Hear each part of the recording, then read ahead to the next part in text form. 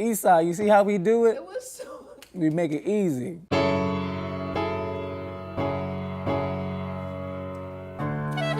We know that Detroit is on its way up. We're glad to be a part of that. We're glad for our families to be a part of this story. After a year, found it to be just a wonderful community where I knew more neighbors than any place we've ever lived. I don't know if I would have done this anywhere else. How cool is that? I'm looking forward to things going smooth. No flat tires, no dogs running out, and nobody like, I'm tired, because it's going to be an easy pace. And we gonna hear some stories, hopefully from some grandma. You know, the old people got the good stories. I want people to be consumers in our neighborhood. I'm tired of people coming into our neighborhood and making us consumers. And so it's important that we develop relationships and Grosse Pointe see the value that we bring, the value that will pull them across to become consumers and become neighbors and not have these episodic and transactional relationships.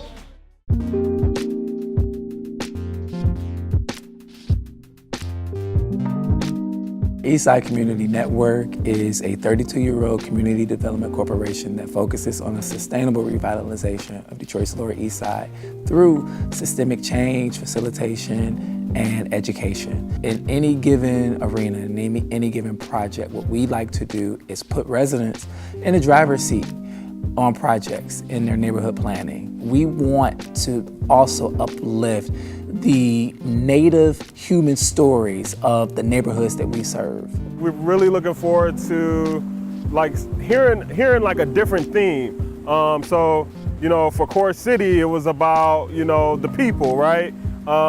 In the Southwest, it was about resistance. And then I think really next week, I think we're gonna be hearing about like love and like neighborhood and, you know, looking out for the person across the street. People outside of Core City asking if maybe I can bring this type of bike ride to their neighborhood. And so I applied for the Night Cities Challenge and I won. It was a $30,000 grant to host in different parts of Detroit.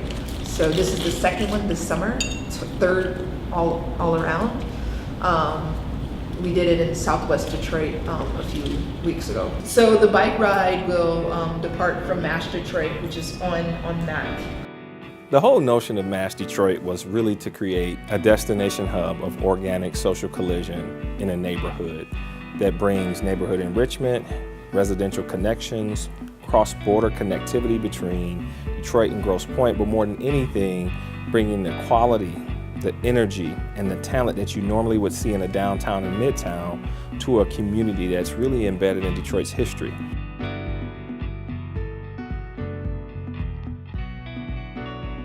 For me, the opportunity for us to be a part of something that really engages people and meets them where they are, and the fact that Quite literally.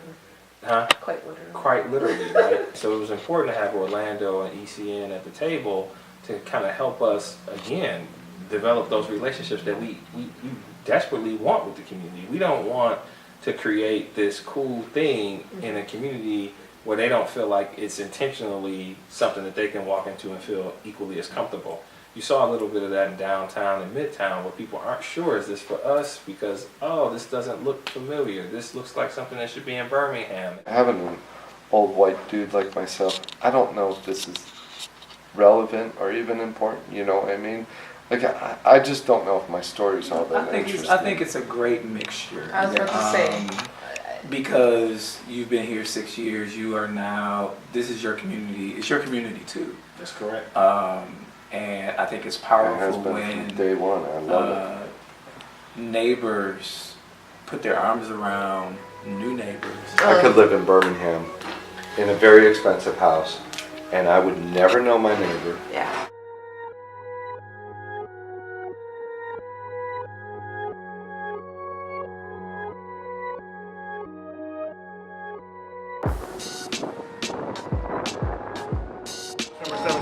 Yeah, we'll be right here. You'll see about 50 bikes. I'll be here. Yeah, all right. I just got one too. Okay, cool.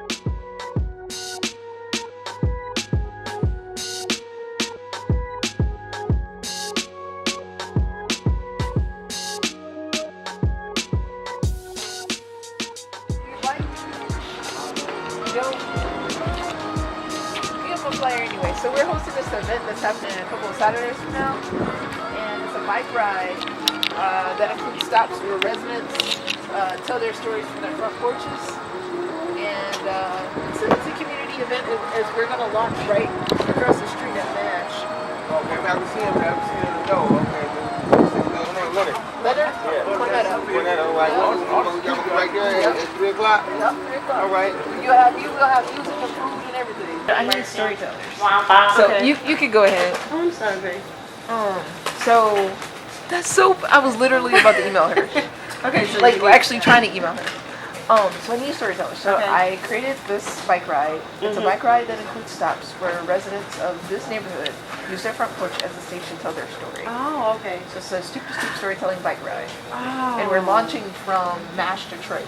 Okay. And so basically we need storytellers from the Cornerstone, Morningside. Morningside, or even East English. Right.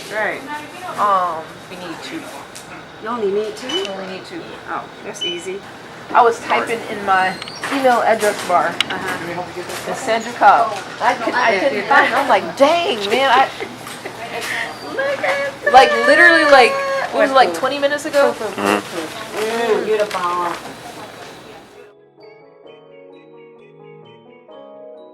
Today we came to the Eastside Community Network building, invited by Orlando Bailey, holding it down on the east side, and we basically came together and we talked about how to basically tell a really good story in a concise way. So I'd like for you to kind of think about your story in that way. Give me a little bit of context of who you are. Give me a little bit of context around what was a conflict that you experienced, or what was a question that you grappled with, and then how did you kind of answer this question, or what was that? I'm sorry, what was that point that made you like really engage with that question, and then what was the resolution? Okay, so kind of exactly how this moment is structured. I am always looking for ways to boost the East Side. It's my home, it's where I'm from. The people here are very passionate about their neighborhoods and they're innovative. I mean, we've had every reason to quit and give up, but we don't. Ms. Sharita, please give her a hand, y'all. Thank you. Well, first of all, thank you all so much for coming by to visit. We got married, we started our family over here. We're raising 4 sons, and those same sort of age-old challenges began to creep up on us as we're thinking about wanting to give our kids the best opportunities. We have been here just a few months when our oldest son was playing in the back of the house and he had a gun put on him. So of course my husband goes looking for the kid, couldn't find him, and then later on that day we were in a neighborhood store and he happened upon the young man and had a conversation with him. It's like, you know, hey, we're here, we love you, we'll do anything for you, but don't be putting a gun on my kid. We know we made the right choice for us. We know that Detroit is on its way up. We're glad to be a part of that. We're glad for our families to be a part of this story. And thank you all for wanting to come out and experience the neighborhood, experience the community. And thanks for stopping by to visit my home.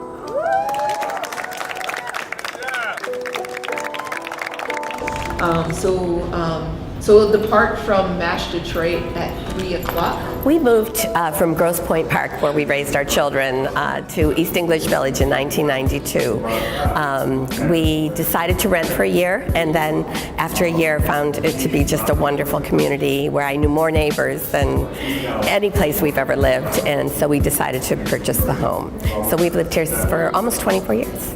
My husband and I are so happy that we are still around. We have been big proponents of the city forever. It's just a terrific neighborhood. On the day after the move-in, there was a soft tap at the door.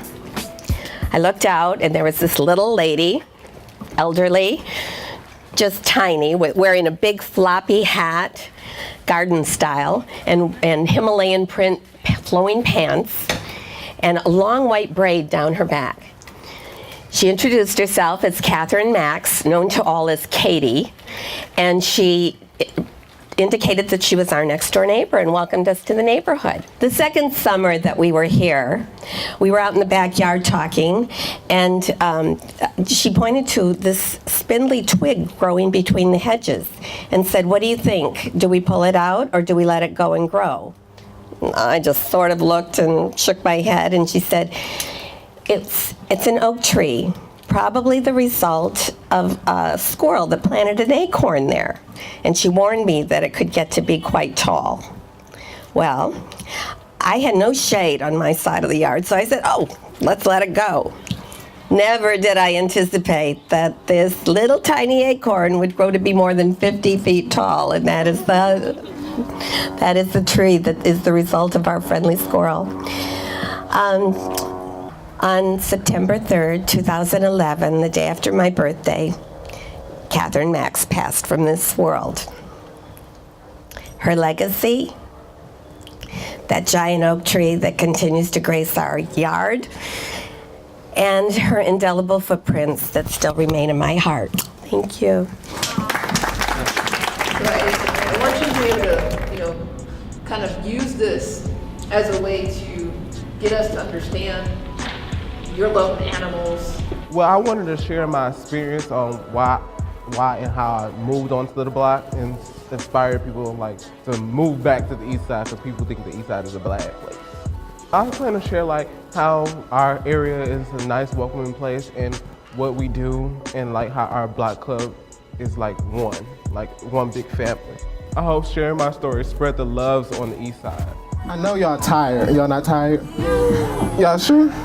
So, I'm Damien. I lived here for 7 years with my mom and dad, and I'm gonna tell y'all the story about how my dog ran away. And my dad and my mom decided to post an ad on Nextdoor. Y'all heard of that?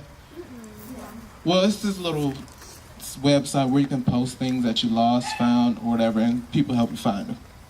So we posted an ad on Nextdoor saying Coco is missing, gave her a description, and somebody commented it and said they saw Coco on Otter Drive in Yorkshire, which is actually down the street that way. So we get back home, and guess who's in the front seat? Coco. All happy and smiling. So, Coco, if you're out there, and if you hear me talking, please come home, because we lost her again. She usually in the backyard, but she's not here. The only one that's here is Roscoe. He usually in this window barking, losing his mind. Y'all want to meet Roscoe? Yeah. I'm just really excited to see this come to fruition.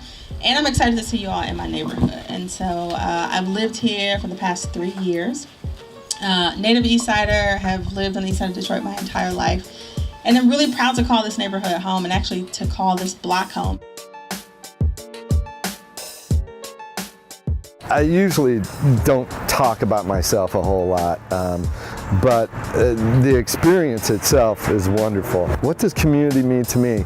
It means my family, actually. I really didn't mean to get this involved in the community at all.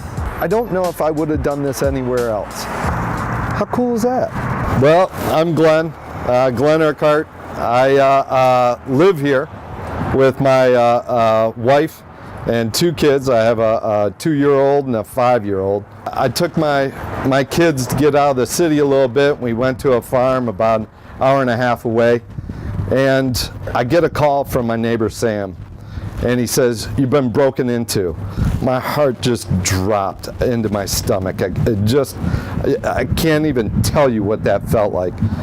And English is not his first language, so he kept on saying to me, don't worry, I took care of everything, I gotta go. I just got broken into, and you gotta go? What, I was a little freaked out, to say the least. And then I got another call from police officer Kevin.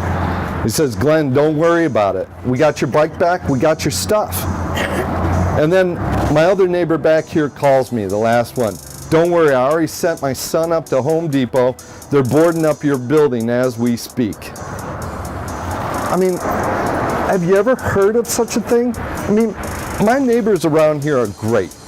We need more exposure over here. We got good people, and that's just one example of my neighbors. There are tons of other stories that I could go into, but Cornetta told me I only have 5 minutes, so.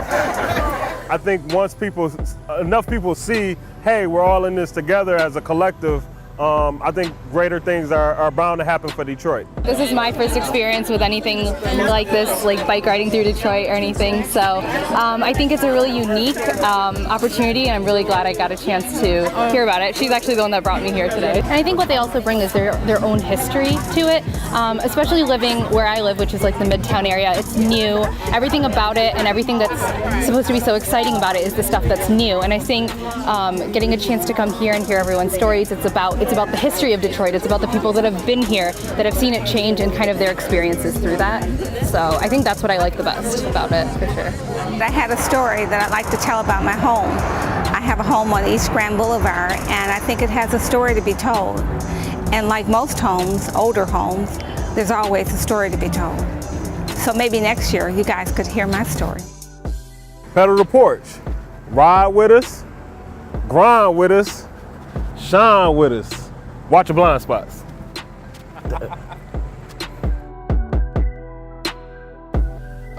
I love it. When the microphone no.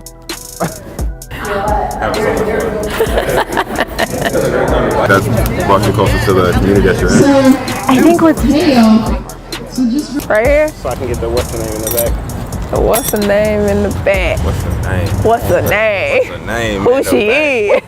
What's the name? In the back. What's the name? What's the name? Hey. Y'all trying to get